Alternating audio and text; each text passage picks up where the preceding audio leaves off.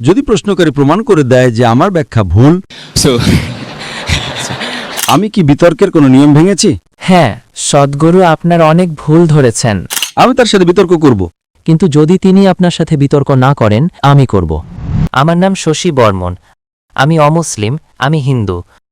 তো আমার শুধু 3টি প্রশ্ন আছে। তো আপনার 3টি প্রশ্ন আছে? ভাই, আপনি কি মাইকে একটু আস্তে কথা বলতে পারেন? যদি আপনার 3টি প্রশ্ন থাকে, তবে আপনার সবচেয়ে ভালো প্রশ্নটা করুন, যেটা সবচেয়ে গুরুত্বপূর্ণ। অন্য মাইক্রোফোনের সব প্রশ্ন শেষ হওয়ার পরে আমরা আপনার কাছে ফিরে আসব। ঠিক আছে, তাহলে আমি জিজ্ঞেস করব। ধীরে, পরিষ্কারভাবে, উচ্চ স্বরে মাইক্রোফোনটা আপনার মুখের খুব কাছে এনে। ঠিক আছে, কুল, ঠিক আছে। আমার প্রথম প্রশ্নটা হবে, আমি এটা আপনার সঙ্গে মিলিয়ে দেখতে চাই।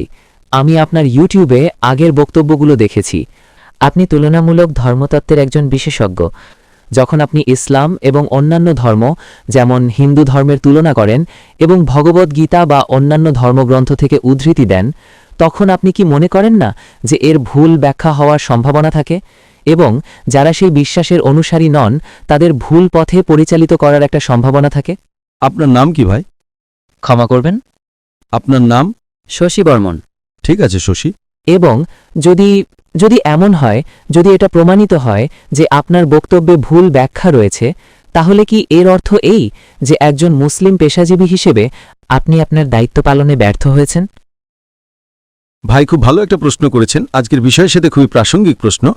আমি তাকে ধন্যবাদ জানাতে চাই। তার প্রশ্ন হলো যে আমি তুলনামূলক ধর্মতত্ত্বের একজন বিশেষজ্ঞ। আমি নিজেকে তুলনামূলক ধর্মতত্ত্বের ছাত্র বলতেই বেশি পছন্দ করি।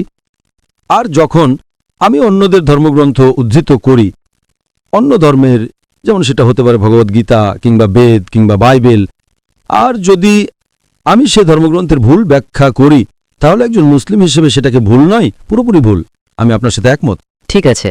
সেই কারণেই আমার প্রতিটি লেকচারের পরে আমাদের প্রশ্নোত্তর পর্ব থাকে।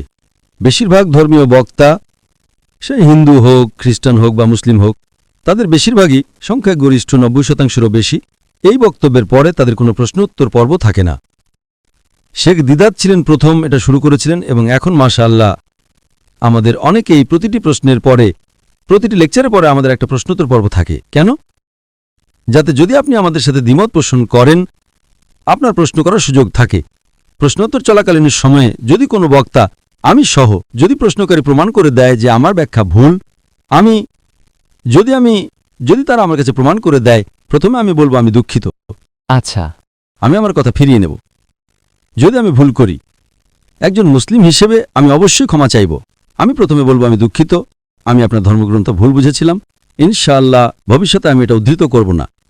আমার 25 বছরে দেওয়া জীবনে এর চেয়েও বেশি একজনও প্রশ্নকারী, মাশাআল্লাহ, আমি ভুল করতে পারি। আমি একজন মানুষ, আমি নিখুঁত নই, কোনো মানুষই নিখুঁত নয়। একজনও প্রশ্নকারী কখনো আমাকে কিছু উদ্ধৃত করে ভুল প্রমাণ করতে পারেনি। আলহামদুলিল্লাহ, আমি ভুল হতে পারি, আমি ভুল হতে পারি। সেজন্যই আমরা বলি প্রশ্ন করুন। যদি সে আমাকে কোনো প্রশ্ন করে, আমি তাকে পাল্টা উদ্ধৃতি দেব এবং তাকে তারই পণ্ডিতদের থেকে উদ্ধৃতি দেব। আমি উদ্ধৃত করব স্বামী বিবেকানন্দ কি বলেন, আমি উদ্ধৃত করব। আচ্ছা। তো এটা একটা বুদ্ধিবৃত্তিক।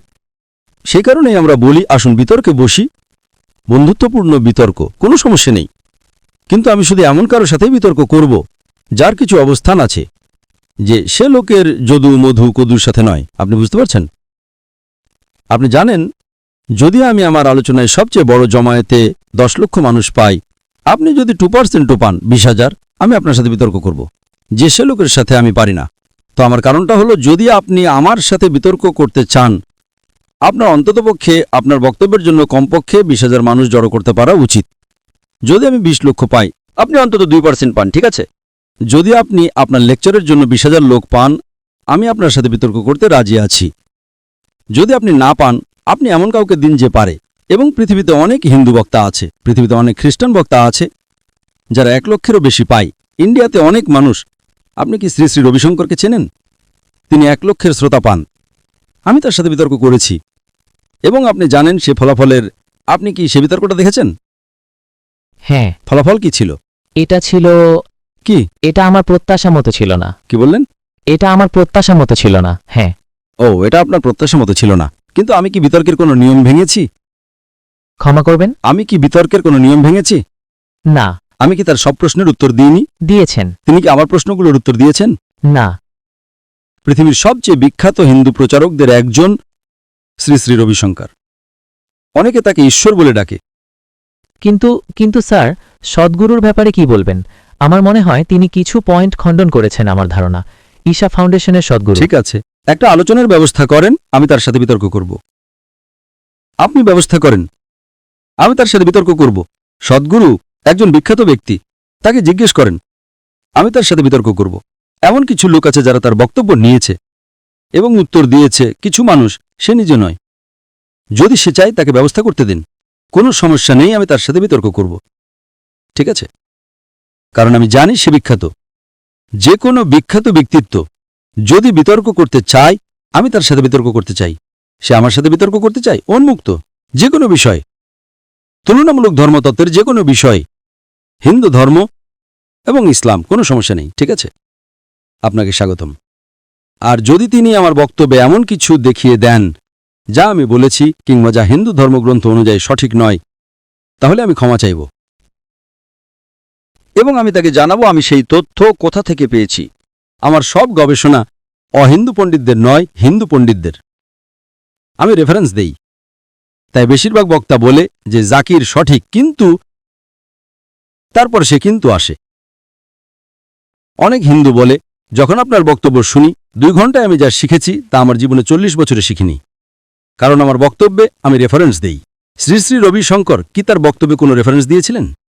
এমনকি একটা রেফারেন্সও তিনি দিয়েছিলেন? তিনি কি একটাও রেফারেন্স দিয়েছিলেন? ভাই, আমার বক্তব্যে কতগুলো রেফারেন্স ছিল? তো কে বেশি নির্ভরযোগ্য, একজন ব্যক্তি যে রেফারেন্স দেয় নাকি একজন ব্যক্তি যে রেফারেন্স দেয় না? তিনি একটা চিরকুট রাখতে পারতেন, কোনো আপত্তি নেই। বিতর্কে আপনি আপনার সামনে নোটস রাখতে পারেন, ঠিক না ভুল? আমার কাছে নোটস থাকে না, তার কাছে নোটস থাকতে পারে। জিজ্ঞেস করুন শ্রী শ্রী রবিশঙ্কর আমার সাথে দ্বিতীয়বার বিতর্ক করবেন কিনা। তিনি কি করবেন? এমনকি আপনি তাকে $1 মিলিয়ন দিলেও তিনি করবেন না। আমার মনে হয় তিনি করবেন, কিন্তু যদি তিনি আপনার সাথে বিতর্ক না করেন, আমি নিশ্চিত একদিন আমি করব। হ্যাঁ। আপনাকে স্বাগতম। যেই দিন আপনি আপনার শ্রোতা হিসেবে 20,000 মানুষ জড়ো করতে পারবেন, আমি আপনার সাথে বিতর্ক করব। এখন আপনি যেটা করতে পারেন, প্রশ্ন উত্তর। আমি কি আপনার প্রশ্নের উত্তর দিয়েছি নাকি দিইনি? হ্যাঁ, আপনি দিয়েছেন। আপনাকে অনেক ধন্যবাদ। খুব সন্তোষজনকভাবে? হ্যাঁ। আমি খুব খুশি।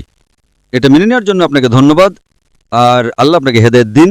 আর আমি আপনার জন্য দোয়া করব যেন আপনি সত্যের পথে আসেন। ভাই, আপনাকে অনেক ধন্যবাদ। হ্যাঁ স্যার, ধন্যবাদ। আপনাকে স্বাগতম।